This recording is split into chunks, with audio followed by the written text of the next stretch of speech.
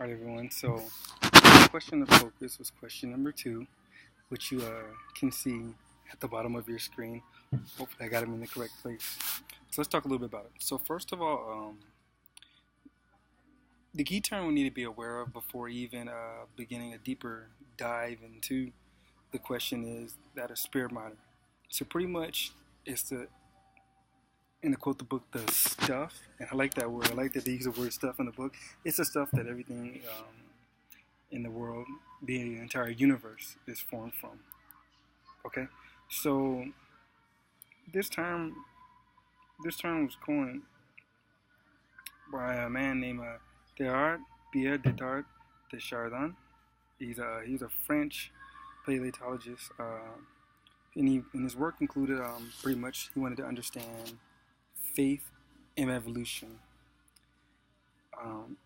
So he argued, going back to this term, spirit matter. Okay, he argued that matter and spirit, they're not two different things. And I know when you think of it, you may think that okay, matter is physically what I'm made of. So you can see my hand. This is my matter.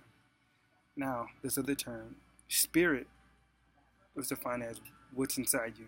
So you can see me physically, but you can't see my spirit, but it's there. It's the reason I'm living, I'm breathing, the reason that I'm speaking to you right now. All right. So getting back to that question. So just like he's saying, Chardin argued that these two things, spirit and matter, they existed in the same place. You can't have one without the other, or there's no life. All right. So I know I went on about spirit matter for a moment, but how does this all tie back into question number 2, which again, if you forgot, because I keep talking about spirit matter, you can see at the bottom of your screen, right? So, Chardin's position concerning human freedom as it relates to the whole theory, the whole concept of spirit matter, is rooted in evolution. So we know that evolution involves changes more in a physical sense, as we see in animals and things of that nature. And his relationship as far as human matter, when it comes to in freedom, it depends on exactly what you would define freedom as. Now, for some, the definition of freedom can vary. For some, when we think of freedom, it may be the freedom to exercise, the religion that we want. For some, it could be freedom from a spouse. It could be freedom from a job. It could be freedom from a city, a place where we may feel confined. That changes depending on how that person has mentally evolved. And that's what Chardin's argument was. He was saying that, everyone has his own definition of freedom based on how they've evolved.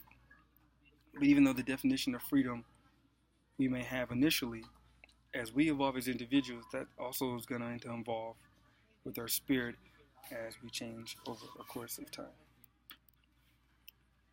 The final note I want to make that because our spirit in fact does evolve, because our spirit in fact does evolve over the course of time, that's due to pretty much us reaching a higher level of understanding and reasoning. So we go back to the example I just talked about. For some, we may want to move. Our definition of freedom may be being free from our current job and getting into a better job. It could be relationships. It all depends on what you're going through in life and internally where your spirit is at.